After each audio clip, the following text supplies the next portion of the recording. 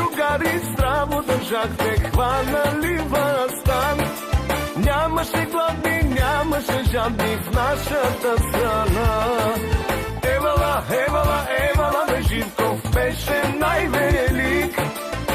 И като голям управник, и като комик. Евала, евала, евала, бе Живков беше най-велик. И като голям управник, и като комик.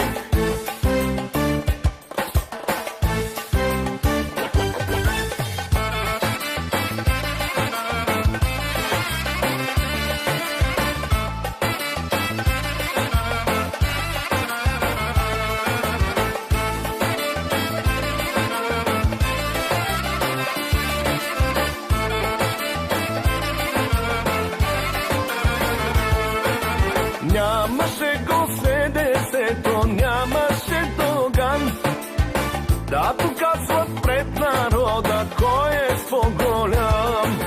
Беше само БКП-то в нашата страна, а до нея МВР-то пасеше реда.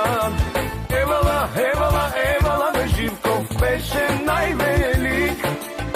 И като голям управник, и като комик. Евала, евала, евала, бе Живков беше най-велик. И като голям управник, и като комик.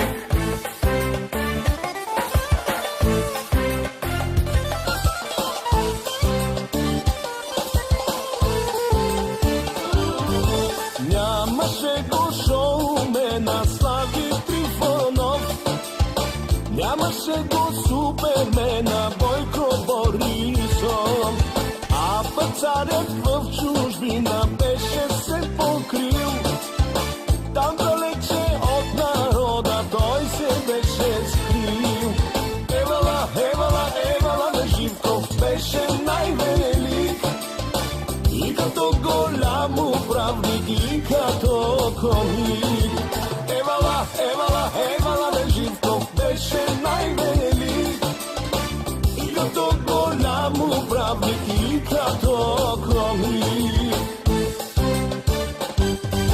Няма вече мухабет, няма вече и банкети, няма сладките шофери с музиканти най-добри. Свърши хубавото време, без дори да разберем. Всичко ефтино замина, като износ за чужбина, а за нас какво остана? Дръжката, дръжката на тигана, дръжката, дръжката, дръжката, дръжката, дръжката на тигана.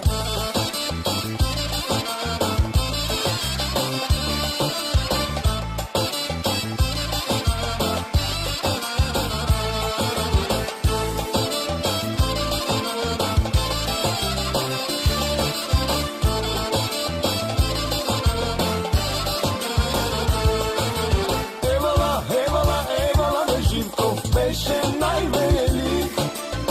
И като голям управник, и като комик.